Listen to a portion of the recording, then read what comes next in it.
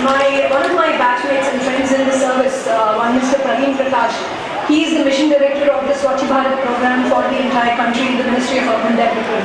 And when I told him that I was going to visit your school to witness this program, he said just convey to them one message that the students should realize that Swachh Bharat is not just about taking up a broom and start cleaning your surroundings. It goes much beyond that. But from what I've seen of all the exhibits and the detailed explanations from the students that went along with it, all of you have a great deal of clarity, thought and understanding as to each and every aspect of Swachh Bharat and what we as a community or as a citizenry should do about it. So that makes my job doubly hard in the sense, what is the message I convey to children today? Also, I've been reliably told by my children that nobody likes a chief guest who gives a long lecture, so I'll try and keep this very short. I only have 5 simple pieces of advice to give to the children, and this is not going to be new or unique or original. It's something that you've heard of, but it's something that I want you to act upon. As you all know, I mean, you've seen the various aspects of Swachh Bharat depicted so beautifully in your project. Now what I want you to do is to go beyond what the teachers have taught you, to go beyond what the textbook has taught you, and what you have depicted in your project. What can you as an individual, what can you as a student, from the first grade to the 8th grade, what can you as a student and an individual contribute to making our city and our country a cleaner and healthier one? Now let me read a small, train for you. Let me start with garbage. The first couple of pieces of my advice is to do with garbage.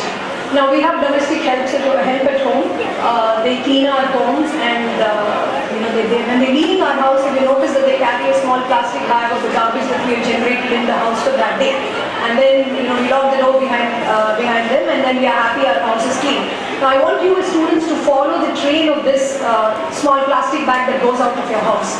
What is the domestic help for your parents, whoever is disposing of this garbage? What are they doing with this plastic packet? Are they going and dumping it in the designated garbage bins, green garbage bins that you see kept at most street corners? Or is your domestic help just dumping it on the way home? This is the trail that you need to follow and see that garbage is dumped in its designated dumping place. Not around it, not throwing it from your two-wheeler, but just going up there and putting it in the bin, however unhealthy or unseemly the stink or appearance might be. This, if each and every individual does this, it will make sure that random piles of garbage on our roads are removed, and that itself will take care of 50% of the litter on the roads. Now moving on from here, this is my second bit of advice to you is, now let's again follow the trail. Where do you think this garbage from this green garbage bin goes? Have you seen these yellow and green trucks that municipal workers drive around early in the morning or late in the night picking up? They're called compactors, and they pick up this garbage from the garbage bins. Where do you think all this goes?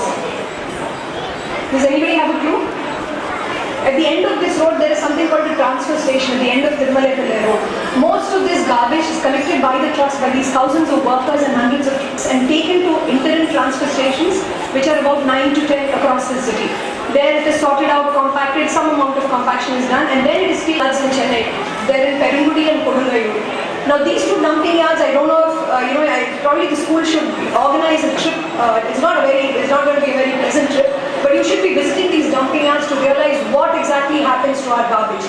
And when I say a dumping yard, I'm talking about a place that is several square kilometers large. It's about 100 times bigger than your school. And what do you see there? There are heaps and piles and mountains of garbage over there, of stinking, rotting garbage, not just stinking and rotting, but plenty of e-waste and non-biodegradable waste over there. If you go visit that place, you will find small fires being lit up here and there and burning through methane, plastic and other toxic substances, making the air around it extremely unhealthy to breathe. And you have leachate. Leachate is nothing but water that comes out of the wet waste and goes into the ground, and it contaminates our groundwater, and this is the water that comes out into our wells and bore wells that we drink from. But this is the kind of unholy mess that we have created. Now when I talk about mountains of garbage, what do you think is going to happen after years and years of collecting this garbage? And remember, every day we are adding 6,000 metric tons of garbage to this mountain, these two mountains that are there. What do you think will happen? We will soon have to find another place to create another big mountain. And do you want it next to your house? I'm sure no. None of you would want it over there. So what do? You try and reduce the amount of garbage going into these dumping yards. How do you do that? Again, come back to you as an individual. Go back home and tell your parents that you need 2 dustbins at home. One is for your wet waste and one is for your dry waste. What is wet waste? Your kitchen waste, your food waste, your leaves, anything organic. Basically that means anything that has lived and grown recently. And have another dustbin for your disposables. Have your mother collect all her, almond milk plastic packets, your glass, your paper, all hard and rigid plastic and metals. All these things should be collected as a dry waste in another bin. Now once you do that, all the wet waste, you need to compost it. Now if you live in an apartment complex of say 12 to 15 apartments, all this requires is a 3 foot by 3 foot composting bin. That is all it requires, and there are any amount of Google resources that will teach you how to compost wet waste. If you do this, 30% of that mountain gets cut. If every house segregates its wet waste from its dry waste, 30% of the mountain gets cut. Just imagine what kind of a contribution that would be at an individual level. And you see these rat pickers all around the city, they're trying to make a livelihood by, foraging into bins, or if you go to these dumping yards that I told you about, they'll be going through the garbage in that, in that unhealthy atmosphere and trying to pick out paper and metal which they can sell for scraps. Now, if you start recycling your garbage like these rat pickers are doing, that will cut another 20% of the waste. So just imagine this mountain for your next generation will be cut down by about 45 to 50% of it. So this is what your contribution should be. Go back home and make sure that your waste is segregated and that you dispose of this waste properly. The dry waste goes into, you sell it off to a recyclable shop, and your wet waste, you make sure that it is composted. Now moving on from here, now we have to go to plastic. The plastic is also a very, huge component of this this garbage that I'm talking about, this mountain that I'm talking about. Now when I tell you to recycle plastic, you have the hard and rigid plastic that's extremely easy to recycle. But what is really not easy to recycle are the soft and scrunchy plastic, the plastic bags. This is where your contribution should come. You should ban plastic from your house. Don't wait for the government to do it. You ban plastic from your house. Make sure that no plastic comes into your house. Now, what do you do with the plastic that already exists? Do you know how long it takes for a plastic bag to decompose? It actually doesn't decompose. It actually photodegrades. It doesn't biodegrade. It photodegrades. Because of the intensity of heat and light. Of course, plastic bags I think came into existence about 50 to 60 years ago, so nobody really knows, and this is just an estimate. It takes anywhere between 500 to 1,000 years for a plastic bag to decompose fully.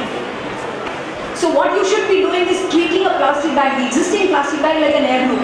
Reuse and reuse and reuse extensively. That is the only way you can get rid of plastic. In fact, you should be passing it on to your next generation as an heirloom. So ban plastic from your house. This is the third point I want to make. Now the fourth point, and we all know that Swachh Bharat is not just about clean air or anything, it's also to do with clean water and clean environment. My fourth point is to do with water. We have 3 rivers in Chennai. Can any student name the 3 rivers? I'm sure all of you know Adyar and Kuam. Which is the third river? We have Kosasthalia. Many people don't even know that we have a third river.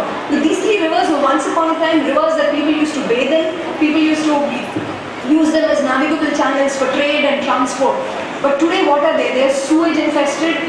Nothing but sewage infested mess. You can't go near them. You can't walk. You can't just sit next to a river and enjoy an evening out over there. Why? Because of course the government has to do its bit. It has to make sure that all the wastewater that is generated in the city gets or flows into the rivers only after it is treated. We have about, I think, 2000 mld of wastewater coming out. That's million liters per day I'm talking about, of wastewater coming out every day. But so far the government has a capacity of only about 600 to 700 mld of recyclable capacity, where the wastewater is treated and then let it out into the rivers. So what can you as an individual do? When Metro Water supplies water into your house, about 70% of this water goes back into the system as water waste. Wastewater that comes out of your loos, wastewater that comes out of your kitchen, anything that is wasted. So what are the small things as you as an individual? Again, this is not unique. Conserve, conserve, conserve. We've had, I think, barely 2 days of rainfall in what is supposed to be the most active monsoon season in Chennai. And we are looking at a very, very dry summer ahead. Most of you already would have felt Metro Water has cut its supplies already. And for you as children, you're looking at a very, very bleak future where water is going to be a scarce resource. So it is in your interest to conserve water. Small things. Make sure that your water doesn't flow while you're brushing, when your dad is shaving. Make sure that you don't use overhead showers. Use a bucket of water for shower. make sure that your mom or your dad or whoever cleans the utensils, make sure that they shut the tap while the rest of the work is being done. And if you notice, most modern flushes have two small buttons, one small button and one big button. Do you know what that is for? If you use the small button, it's lesser amount of water that's being used. Make sure you always use the smaller button. Every drop makes a difference. So please conserve water and make sure that the amount of water that comes out of your house, the wastewater that comes out of your house is limited. The fifth point now we've all seen, this is the final point, the fifth point is we've seen Cyclone Vardha in December. What did it do? It just devastated Chennai's tree cover. I think about 30% of our tree cover is lost, and the government estimates that it's going to take anywhere between about 40 to 50 years to get back this amount of tree cover. So when you say 30% of tree cover, what is it? All of you are science students. It's 30% loss of chlorophyll cover, 30% loss of carbon dioxide absorption capacity that Chennai as a city has lost. What does this mean? More CO2 in the air, more holes in the ozone layer, and global warming. So what you as an individual student can do? Make sure you plant a sapling and ensure that it grows. The next 20 years of your life, make sure that this tree or plant or sapling grows along with you. Now these are my five small pieces of advice that you as individual students can do, and these are going to make a huge amount of difference to the world that you live in. And do not underestimate the power or influence that your generation has. When you as a generation starts talking and starts acting, more importantly, the older generation will sit up and take notice, be it your parents, your teachers, your local representatives. Now don't wait for you to grow up, don't wait for the government to act. You have to act hand in hand with the government to ensure that there is a healthier and more progressive future for yourselves. So let this quadrennial project be a powerful motivational tool for you to bring about a positive transformation in both thought, but more importantly in action. Congratulations again on a wonderfully presented project, quadrennial project, and thank you for having me over. Thank you.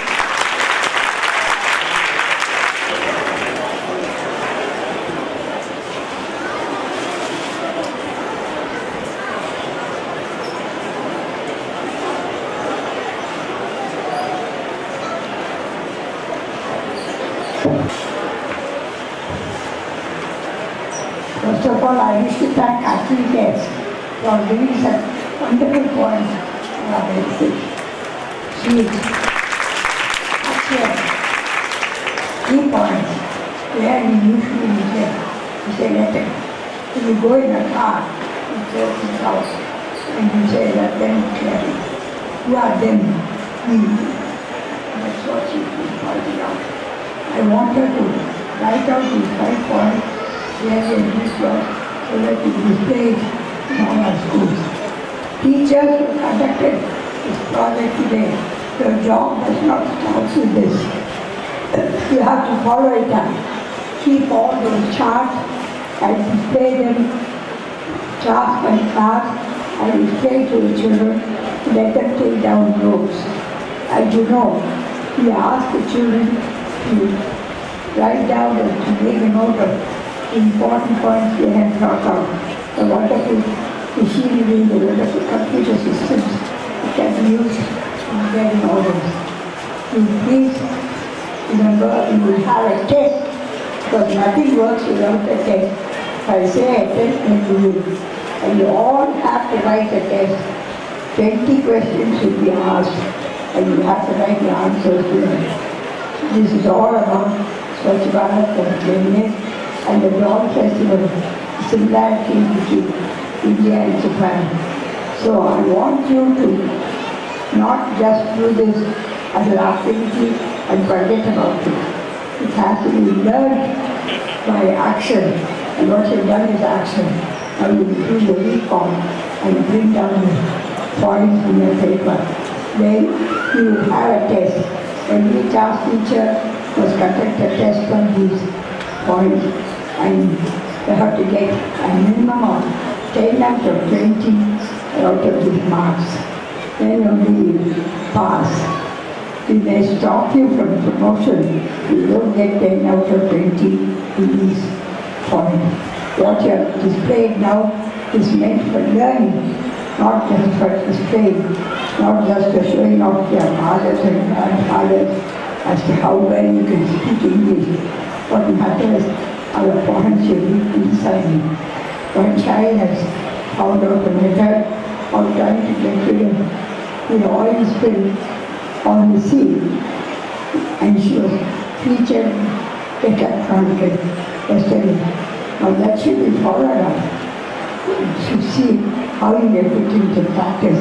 As far as possible, practice what you preach. More than all that, cleanliness of the mind is very important. Don't carry any anger, any ill will against anybody. Cleanliness of the mind is there, and that's what we call Swachh. That's why we conducted the Agnihotra, to he purified himself. And I do hope parents will cooperate with their children when they begin to pester you for trying out what they learned, and see that they help towards Swachh Bharat. I'm very grateful to you for the 5 points you pointed out. We shall all write it out. Please send it in writing to us.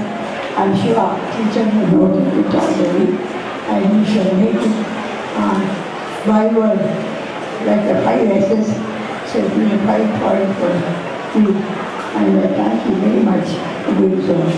I held you back for this meeting because none of you would stay back after the entertainment. I know. So I thought we finish all the important points that we are going to hold a test for your children on this project. You better go around and see everything thoroughly and pass with the test. 10 out of 20. I'm sure children will do very well, and those who are participating are going to have a good job. The very grateful to you, my dear, but I've taken this so seriously in being such good advice. I thank all the teachers and all the parents who have cooperated with us. Such wonderful display they have made. Give them a good hand, parents. After their cooperation, you can't do anything. I call it the golden triangle. Teacher, the student, and the parent. And we hope we continue to do so. Thank you.